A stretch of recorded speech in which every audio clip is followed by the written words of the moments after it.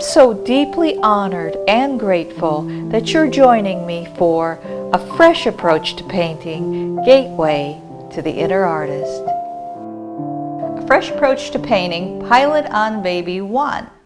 Today we're going to focus on painting deep water in the ocean.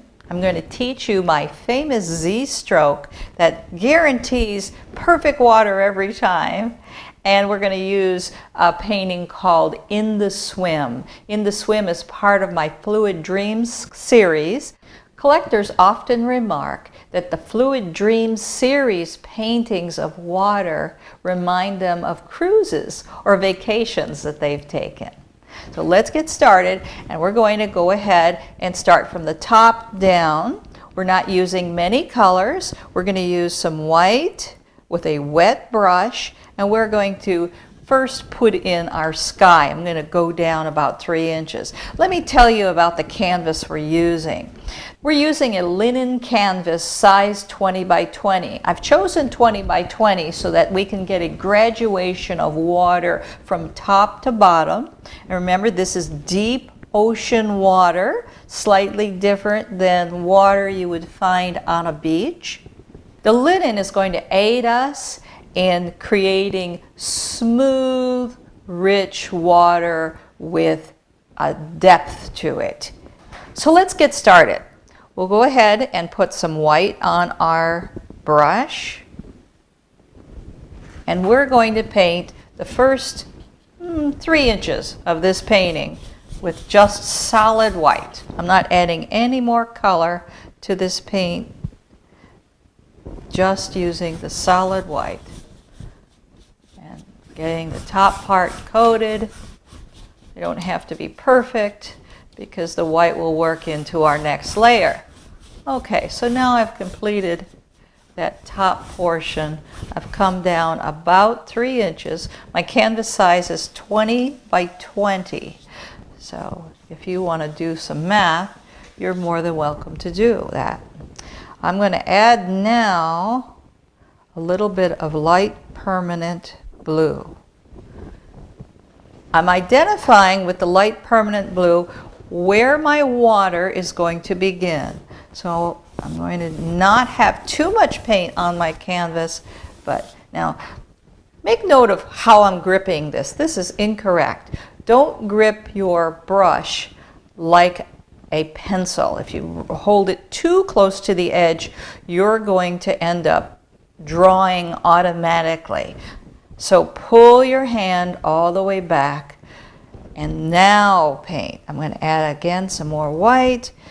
Make sure my brush is nice and wet, and I'm going to adhere to where I've decided the water starts.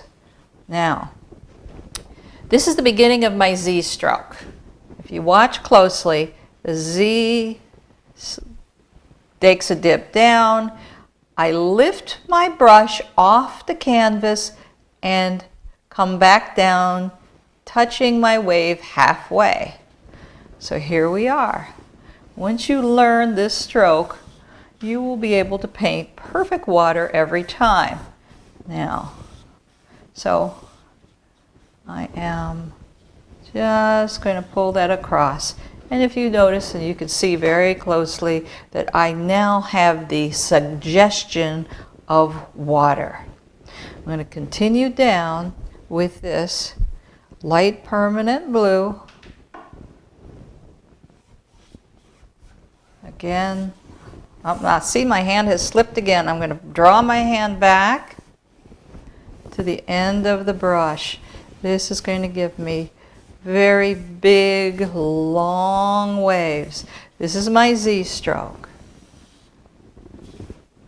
We are going to use this Z stroke as we continue down the canvas, and we're going to get shorter and deeper waves. So now look at that. You can see that my ocean is starting to begin. All right, now next color is the phthalo green yellow shade. This is the Caribbean color that you see when you go on vacation. Got a little bit, very, very little bit on my brush, And I'm just going to touch the canvas and see that I didn't put too much paint on my brush, and I'm happy with that. So now I'm going to continue my Z-stroke, leaving a center section completely bare. That middle section is completely void of paint. I'm still doing my Z-stroke. It's okay if you have a few drips. That's good. That shows that there's enough water on your brush. I'm going to just now pull that slightly across, making sure that I leave this center section white. I'm going down to the bottom of my canvas. Now I know where my light waves are, my light permanent blue and white. Now I've moved down to adding my Caribbean water. I'm going to just let that dry. Now I'm going to switch to a different color. I'm going to wipe off my brush, but I don't have to be so detailed to take all the paint off my brush. I can continue with the same brush. If you notice, I'm just using one brush, practically doing the whole background of this painting. I'm going to scoop up some Hooker green and alizarin crimson, and I'm also going to put just a little bit of the phthalo blue heavy body paint on my brush. I'm going to start at the bottom and work my way up to the Caribbean green. Now here we have it again. This is my Z-stroke. And I'm going to cover this whole. Now notice my stroke is shorter and deeper. Same stroke, but shorter and deeper because this water is close to me. It's in the foreground. So we are now painting the foreground of the painting. I'm not using very much alizarin crimson, but I'm going to go ahead and continue on carrying my paint, my dark, rich colors, all the way up and meeting the Caribbean green. Continue on practicing your Z-stroke. I find that painting water is a very relaxing thing to do. Once you get this Z-stroke pattern down, you too can enjoy it. Now I'm just going to go ahead and continue with my darker, deeper colors. Pay attention to the fact that up at the top we used a long Z-stroke. That's water in a distance. Now that I'm in the middle of my painting, I am still doing the Z-stroke, but I am making shorter, deeper strokes. When I come down to the bottom of the painting, I'm going to make sure my brush has enough water on it, and I'm going to make longer but deeper strokes. So here we have longer, deeper strokes, medium deep strokes, and at the top we have long, wide, flat strokes. This mark making is important because everyone has their own personal style. When you learn this Z-stroke, you're going to put your own slant on it. It's important that your painting is completely dry. So either let it dry for a few hours, or if you can, let it dry overnight before you start the glazing process. In order to do the glazing, we're going to use golden high flow acrylic paint. And put a drop in a cup with a nice wet brush, and I'm using a wash brush. I used an angle brush to create my Z-stroke, and then I'm switching to a wash brush. This is actually a watercolor brush. We're going to use it for acrylic glazing. And the term glazing is putting a layer over our existing waves. So I've put a little bit here. I'm going to now Now on your instruction sheet, I've made reference to the fact that when you put your waves in at the bottom, you leave some spaces stark white. Now you're going to see why we did that. This is the glazing process. We're going to go ahead and put a little bit of golden high flow green shade on our brush, and we're just going to continue with our Z-stroke, and we're going to cover over the dark part of our painting. We can even take it all the way up and just touch slightly in the middle ground of our painting. So this glazing technique is so extraordinary because it instantly creates depth in your ocean. So here we are covering over the white part, but also the dark part of our painting. This is in the foreground, so we're going to take it all, the glaze, all the way over the foreground up into our middle ground.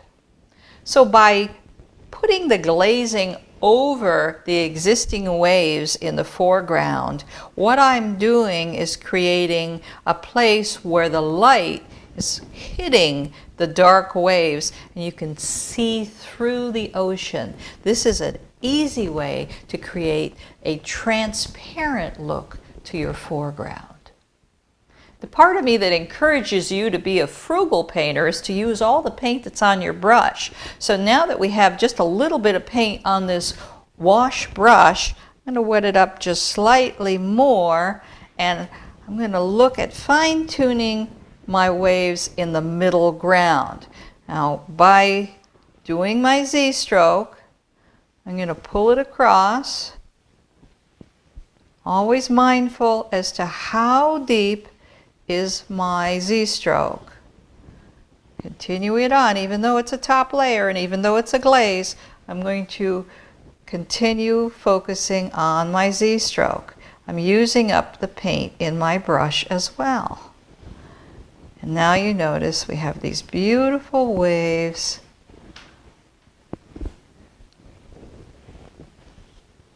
just evening them out so I don't have the roughness on the edge of my waves where I was lifting my paintbrush for the Z-stroke.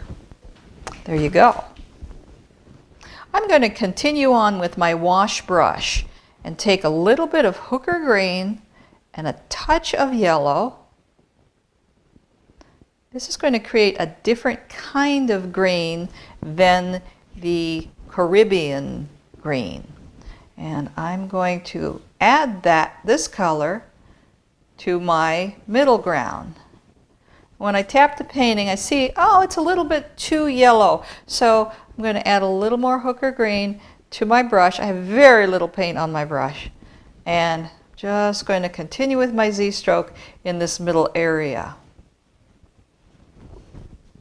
I'm still using my hooker green. I'm using all of the colors that I started with. I'm just doing different variations of those colors. The reason I'm doing this is so that the transition from the Caribbean green down to the deep dark foreground is not so harsh. So I like what I've done there. I've added just a little bit of color. I'm going to maybe tap a little bit right up in this area. Move your hand around the canvas, stand up and paint. Standing up and painting, you're actually using your whole body to paint and not just an arm. When you sit down, you tend to use an arm and you don't get full on into the painting. So I need now to clean my brush out. Get rid of most of the yellow that's in my brush. And I like what I'm seeing, so I'm going to refer to my no-tan to make sure that my lights are light and my darks are dark in the correct area. I'm looking now at the direction of the water. I'm going to create an S. I've got water shape, moving this way, and then it's coming this way. It's almost a Z, but let's just call it an S because that's a form that's pretty typical for painting that you use that brings interest to composition. I'm going to put some white on my brush, and I'm going to now fill in these top areas with more white.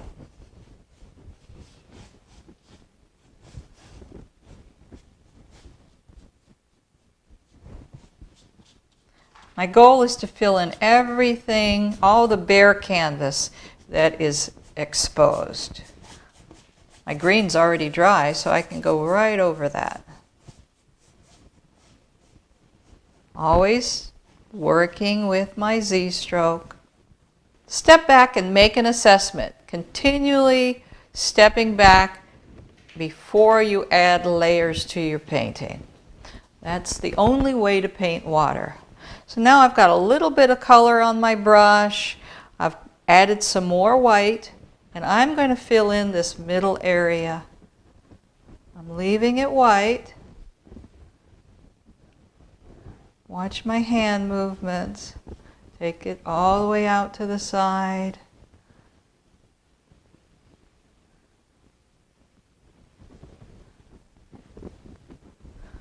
Okay.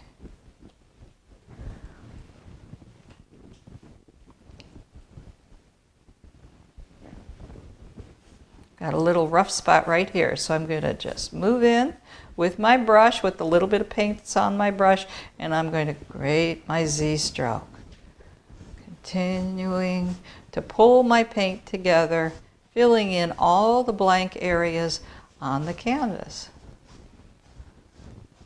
I've decided that I want a little jetty coming out here of darker water. That could be a shadow, that could be a cloud shining over the water, and if there's a cloud right above you, you've got a little darker spot. So by adding white above it and white below it,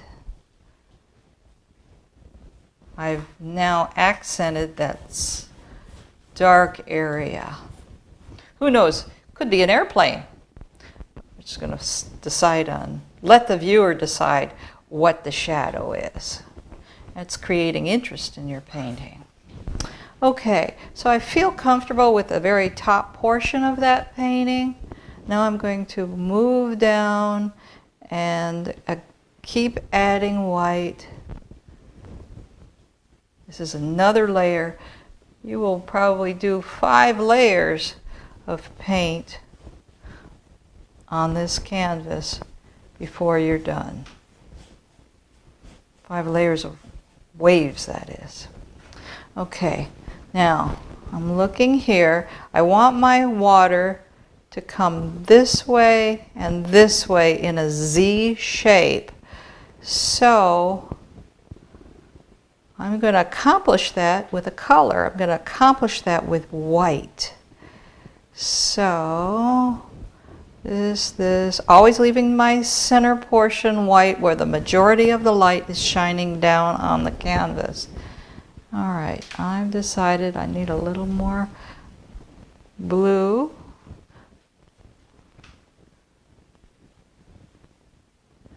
Notice I'm being very careful before I fill in this area. Take your time, make the right decisions. The only way to make the right decisions is to do this slowly.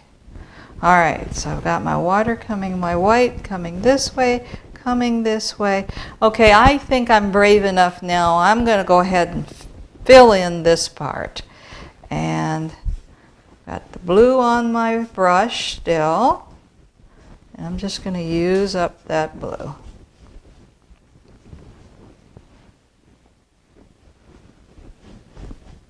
Paying attention as to what the size of my waves are.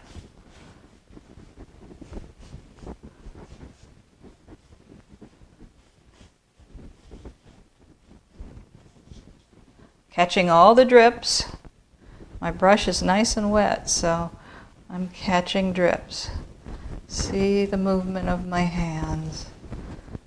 Again, these are just Z strokes, modified Z strokes. Now step away from the canvas once again. Very nice. All right, so I feel confident that I can finish this area. I'm just adding phthalo green to my, or actually phthalo blue, green shade, which is the color that we've been using this whole time. Just adding a little more of that, but based on what's in my brush, it's automatically creating all these beautiful, luscious colors. All right. I'm careful to leave some white spots.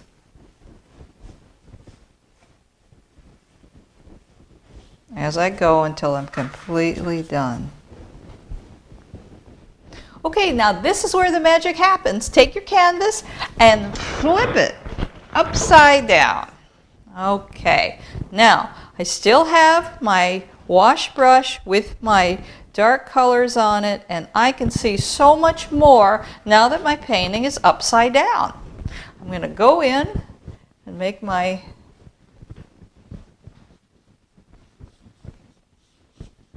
fill in all the spots that need attention. I'm going to purposely leave some light spots where the glazing shows through. That's going to be where the light is, or the sun is hitting the water.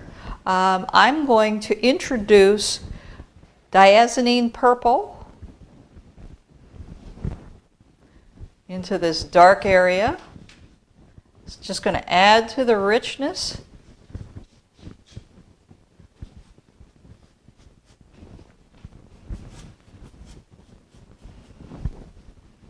Fill in areas with my phthalo blue. I'm not covering over the highlights that I created with the glazing. I'm just evening out my waves.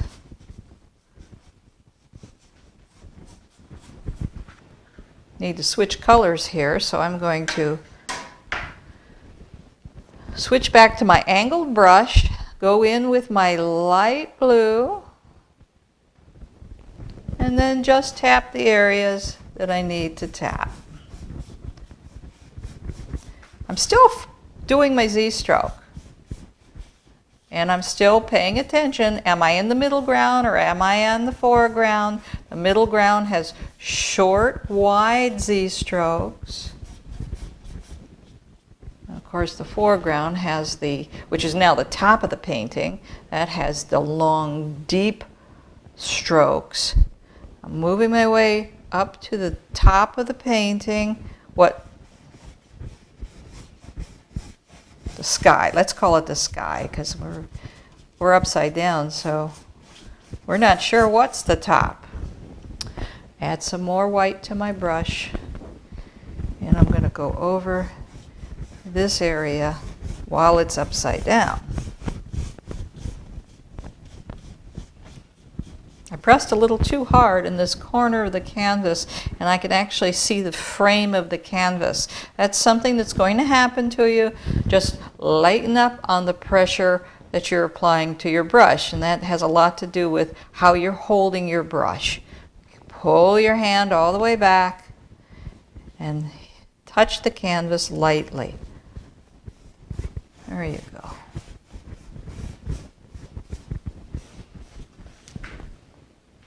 By flipping your canvas back up, right side up, you're going to notice that you have stronger waves and you have even waves. Now, next step is to look at these waves. Look closely and find your waves. I can find the tops of your waves. And here's the top of a wave. Got a little bit of paint on my brush. I am going to pull the paint in the direction of the wave. Now I'm not going to do this too much. Just want to tap, tap, tap where I can identify a wave. You might want to practice this on a piece of paper before you put it on your brush on your canvas with that white, if you feel uncomfortable with this movement. But you see how now I'm forming my waves? Now the sun's hitting the waves in this area, so that's why I'm doing that. I may or may not want to glaze over these a second time, or even a third time. I'm going to leave that up to you now that you have these unique processes and tips on creating water in an ocean. Look at that. Now we've defined the large waves in the foreground. When you're tapping the tops of these waves, you want to identify waves that are not in a straight row. That is the mistake that a beginner wave creator makes. And so what I'm saying to you is don't do wave here and then wave right in front of it. Touch the top of this wave and then go over here and touch the top of this wave. This way you have random waves. So now that my painting is drying on the foreground, I'm going to go back up to the background and assess how much color I have. I don't want to have a distinct horizon line. Never want to have a distinct horizon line. Well, I won't say never, but just in this painting, it's going to make the painting more interesting if this is blurred in the background because you're going to focus on the waves in the foreground. So to accomplish that, I put a little white on my brush and I am just going to blur that horizon line, leaving, you know, some of the line showing, but you see just that little bit of blurring. Now, next color I'm going to add is my blue violet, little white and blue violet, very little paint, and I'm going to tap in some of that color in the background of my waves. Just a little bit of that light blue violet. I'm going to add some interest. This jetting out area, add a little blue to that. Now, I'm going to let my painting dry. Another aspect of these fun paintings, when you're looking at the details, is do you feel the movement of the waves? I had somebody remark at a show once, I heard a man say, "That painting is making me seasick." That's effective. When you can have that much movement on a flat surface, and that's what the Z will give you. So take your time and learn that Z.